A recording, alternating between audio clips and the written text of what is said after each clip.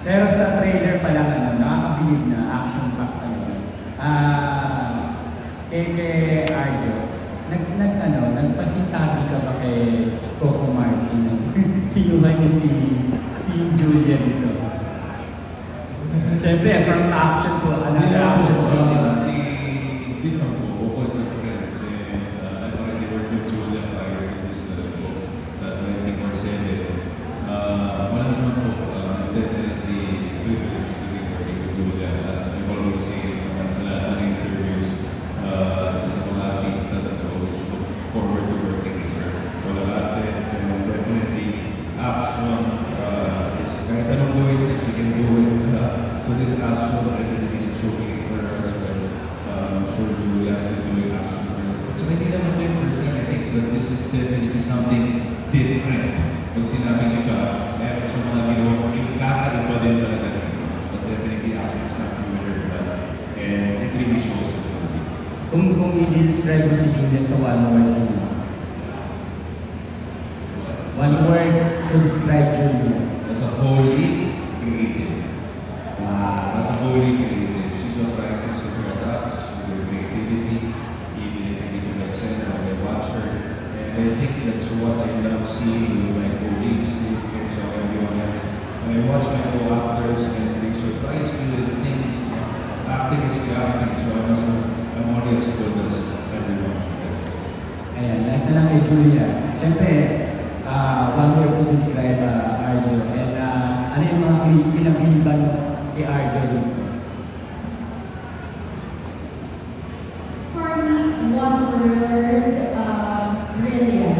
Kasi as an actor, as a person, compared to Arjo's book, yung yan, tama yung sinabi ni Arjo na acting is reacting. So, pagka-eksena mo siya, mas nandun na ako sa, hindi ako natatakot kung paano siya mapupulo. Kasi sa sobrang kami ni Arjo, sasabay ka lang, i-judge mo lang yung sarili mo, makakalusog ka sa eksena. And with this film, more than the acting, marami pang maligay si Arjo na dapat magkaroon ng iba. Kasi buo hindi lang emosyon, physical din dapat ibigay ni Arjo na hindi na normally ginagawa. So dito, bago Arjo ay makikita nila. Kaya dapat magkaroon. Arjo is fully brilliant and generous. Yes, generous.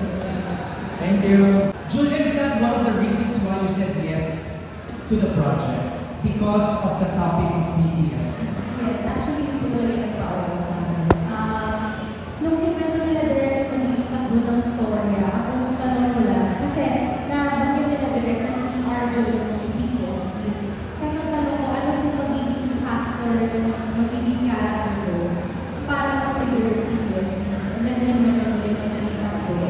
Sabi ko, it's about time talaga na mag-discuss yung sa Philippines. And ang BTS kasi hindi palagi masyado na-discuss, pero for sure, some of us may nararamdaman na parang minsan puti, minsan yung feel lonely, na wala namang currently nangyari, pero you feel something. Pero sanay tayo sa Filipino na thinking na mga nakakatanda sa atin na tulad mo lang yan, o kaya hindi tayo napapakinggan when we want to say something.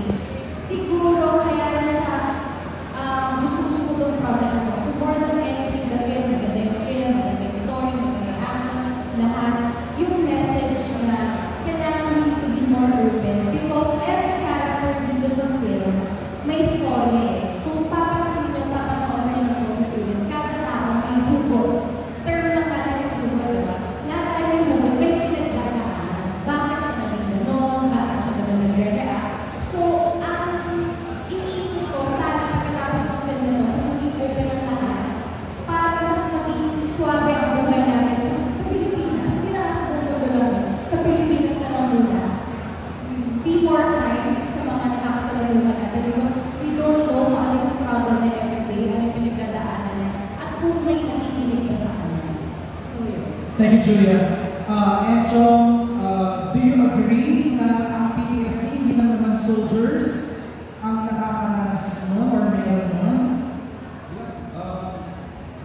I think with all the new studies that are coming out, nag-realize natin na hindi lang dahil sumama sa isang guerra, tama ka ng PTSD. Minsan, a romantic relationship with PTSD. So, iba-iba yung approach and nakakatawa din sa pelikula.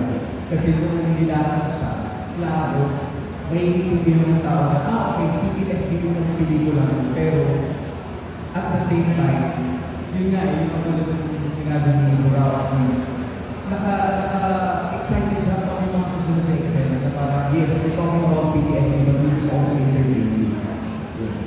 Thank you, John. Nika! Hello po, hindi Ang pinakamahirap na eksena po na ginawa.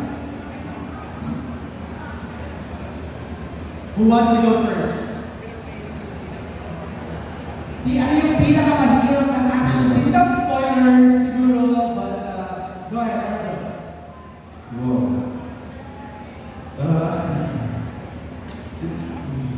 The whole thing is very difficult, to be honest. The whole movie is very difficult, I have to say. We had less time to focus on the film.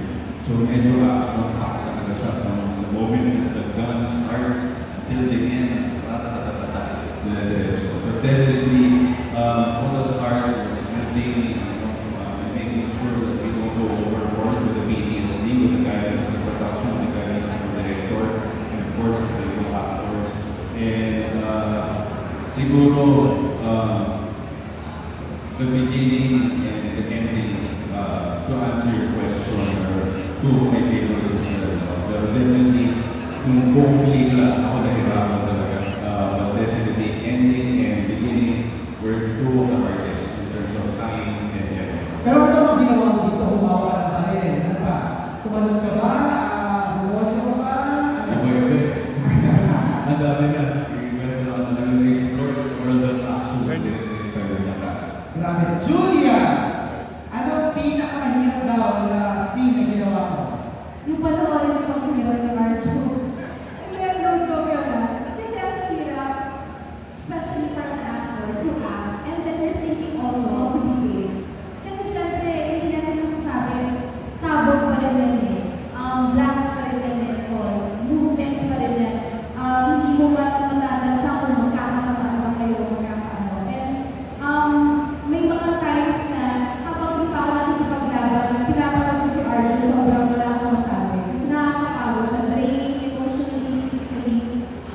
Kung may specific naman, siguro yung part na bilang babae yung hindi ako ready mentally na tatanong ako from second floor ng warehouse pababa. Whoa! Nakatuwa ko na may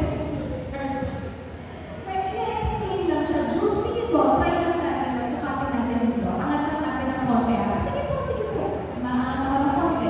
O dito, kaya mo ba Jules? Angat pa natin ng konti. Angat ka. Okay po. Kasi na-realize ko, magtatapakan na kayo sa second floor. Mataas na to Jules, okay ka? Okay po. Hindi ako makaano kasi parang doon ka sa moment. Siguro yung masarap din sa set, yung na-feel nyo to, di ba may vibe na siya? Na-feel nyo na yung moment. What more sa akin as actors na may storya kami pupuntahan. So, minsan may mga ganun factor na ang sarap-sarap i-portray kasi nga, dadalhin ka na doon ng moment. So, siguro walang specific talaga lahat dami na. Humapit ka ba ng double? Correct. Okay, good question.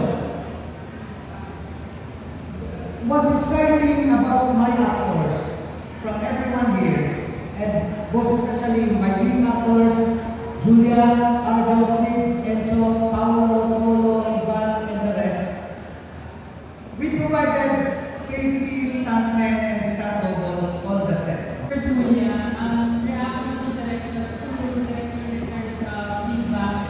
Saka, paano mo rin yung pinagandaan nag-workout ng special effects na dahil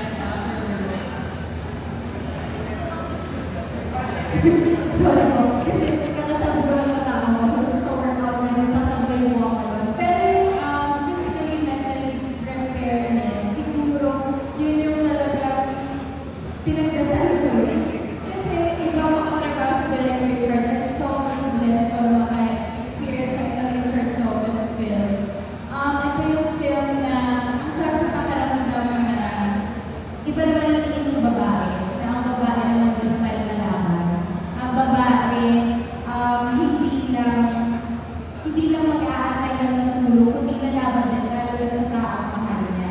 So, yun yung ibang experience na parang sa akin na director. So, sabi ko nga, while doing this, kung dumi, kung sapakan, if tama pagkakaalala ko 8 hours yung isang shoot natin, 8 hours straight na